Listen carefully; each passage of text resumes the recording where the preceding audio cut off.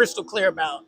You're not going to get it fast. Nothing goes fast here. You don't have to have game. Just be yourself. You really better think deep about if you want a relationship with a Filipino. If you're a gambleaholic, people like gamble a lot, or if you're an alcoholic, or if you're a drug addict, they'll put your ass in jail quick here. Unfortunately, content creators, the guys doing these videos, they don't talk about that. It needs to be talked about. Let the people know what they're getting themselves into. All right. Good afternoon, sir. Good afternoon. Can you please introduce yourself for the audience? My name is Glenn Cardwell. I'm from Brooklyn, New York, and my age is 68. How long have you been in the Philippines, Glenn?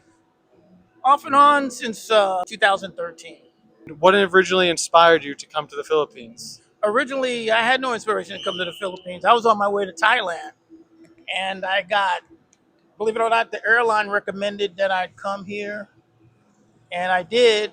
However, I had been in the Philippines. I had known about the Philippines because when I was in the military, I did a vacation here. So I knew somewhat of the Philippines. How do you think the Philippines compares to the culture where you're from in America?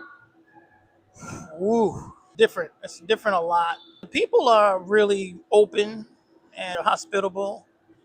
I like the food. If you love heat, this is the place for you. But if you come from a big city, you come from a fast-paced place, this is probably not the place for you. As far as amenities goes, do you feel like you have access to the same sort of amenities here that you would in America?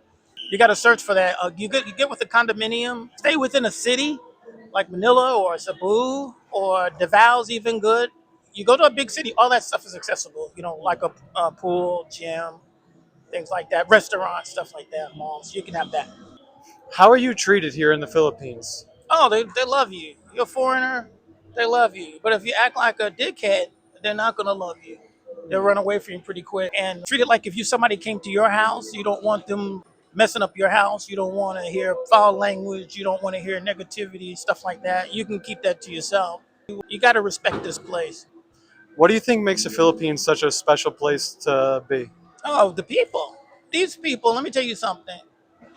Your worst day that you have there doesn't compare to theirs is even worse than that. And yet they're able to still smile about it. They're willing to joke about it and just keep going. They're really very strong-minded. Uh, they don't make that much money. They don't live in the conditions, the real stuff that we like, the stuff that we have, the standard of living we have. They don't have that here, but yet they still keep going as if they do have that. So that's where that's what I love about these people. They don't bring their baggage to work or they don't bring it to other people. They just keep going.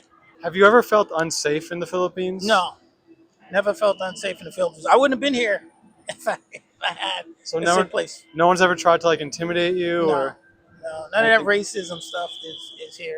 Don't even worry about that. But I recommend come here for like an exploratory mission and see for yourself because it's not for everybody. When it comes to customer service, these people are not, their skill set is not there. They're not going to do it fast for you. They're going to do it their speed, and it's a slow pace. So that's one thing that I want to definitely put out there and make sure I'm crystal clear about. You're not going to get it fast. Nothing goes fast here. If you come here for a vacation, it's great. Fantastic. how do you think the woman in the Philippines compare to the woman in America? They're not trying to compete with you. They just want you to treat them with respect. Now you're not going to dog them out. You know, guys that think they're going to come over and dog them out, they ain't going to let you do that. They want to show you around. They want to show you their culture. And there's no games. And so those guys that's worried about, I got to have game to come here. You don't have to have games. Just be yourself and don't be a dickhead. You'll be all right. But the thing is, and I said this to you earlier, I don't believe that it's culturally a match for a guy to come here to look for a wife because that they are very family oriented, extremely family oriented, which we're not. And the other thing is, if the girl has work, she's working usually 6 days a week, 12 hours a day. So how are you going to get to know each other? If you want a girl that doesn't work, that doesn't match your culture. Like I said, they're a very family oriented society and we're not. We're family oriented, but not at the level that these people are. So you really better think deep about if you want a relationship with a Filipino. Where do you recommend a guy looks when choosing a place to live in the Philippines? I like Baguio, which is in Luzon, because it's cold. It rains in the morning and then it's nice and cold at night. Very hilly climate, a lot of trees there, a lot of shade. But boy, if you're from a cold place, that's where you want to be, is in Baguio. But any other place, and I think Tagaytay is cold, but there's most of the places you go in the Philippines are like this is hot, hot as hell. What about Mindanao? They're even more traditional type people. Really, they become the Filipino people are really just simple. So they become more simple, meaning they don't need much. They don't need to. Yeah, they want the internet type of thing, but they don't need to have Tiffany's and Broadway, Fifth Avenue. They don't need material things that much because frankly they don't grow up like As that. far as traffic pollution goes, is there anywhere that you consider to be like unbearable? Oh well, Manila. It's like New York City, LA, with Los Angeles with the smog. It's terrible. Trash is there. I mean, there's aspects of Manila that are really nice, but there's a lot of trash and smog there. They have a lot of cars there. Manila is very, very congested. Cebu used to be not congested, but it's following right along with it. And then there's Dumaguete, I believe is a Negros, is following right along there with it. That's a good question. That's one of the reasons why I'm here in Bacola, because I got tired of the traffic. I said, I don't want no traffic. When you go into these cities, it's hard to find parking. So I drive, but usually I'm driving on the highway, freeway driving. But when I'm coming down here to take care of business, I just get on a GM or I get on a bus. It's simpler for me instead of spending my time running around trying to find a parking place, wasting gas. So would you say Bacolod checks most of the boxes that someone would look for when choosing a place to live? Yeah, I'm for me. I can't speak for other people, but for me, I like Bacola because of less traffic. That's the only reason I'm here is less traffic. But like you said, going back to your point earlier, as far as amenities, this has the same amenities as Cebu. The people's attitude are a little more. So people in Cebu are more. They're busy. They're busy. They got things to do. They got places to go. They're working and everything. Bacola, they are too, but they seem like they will give you time.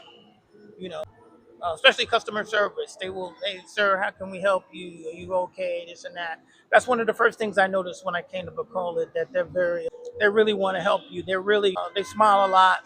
There's a difference between Cebu and Bacola for me. I like it. I like it here. Do you have any other advice for foreigners before they pack their things up and come over here to the Philippines? Absolutely. Just come over here for a vacation, man. And, for 2 weeks, 3 weeks, the longer you can stay, the better. So you can find out what this place is about.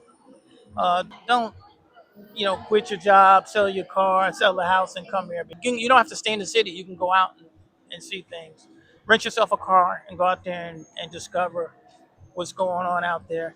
But another thing I want to mention is that I thought when I came out here that everybody spoke English, and I said it's not the case. Don't think you can come out here and then speak English.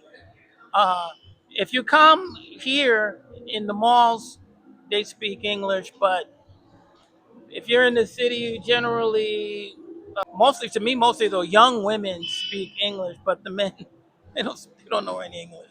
So that's one of the things that I was really surprised at when I came out here. In Manila is terrible. They don't English. You know, English is not their language, and it's Tagalog is the language. I mean, you're going to another country, so of course it's going to be a different language. I find that other YouTubers, when they talk about other places, like going to Colombia and Dominican Republic and Brazil and all these places, they don't emphasize enough that you need to know the language. You better find out the language. I mean, these places offer a lot. They have a lot of positive things going on for them. They may talk about the economics and the women, more traditional stuff like that. You got to learn that language, man, because they're not English is not the primary language. You know, here you got to get with it because it's gonna be tough. It's gonna be tough, and unfortunately, the content creators, the guys doing these videos, they don't talk about that. It needs to be talked about. Let the people know what they're getting themselves into. But when you come here for your 2 weeks or 3 weeks or a month, you'll find out. You'll see. You can get by. It's not impossible. You can get by, but it'd be easier if you know the language. All I got. If you guys like this video, please leave a comment, like it, and subscribe. Thank you.